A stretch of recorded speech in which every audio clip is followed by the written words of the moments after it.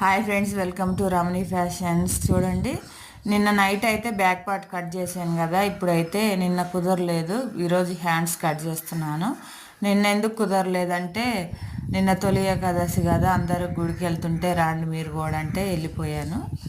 ఇది కూడా కాక ఉపవాసం ఉన్నాను కదా. నిన్న కళ్యాణం చూసి అక్కడే ప్రసాదం తింటే అదో పుణ్యం అనేసి వెళ్ళాము గుడికి.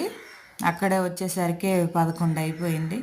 ఇంకా నైట్ కుదరలేదు, ఇప్పుడు కట్ చేస్తున్నాను. చూడండి, నేను హెమ్మింగ్కి 1.5 ఇంచు వదులుకుంటాను.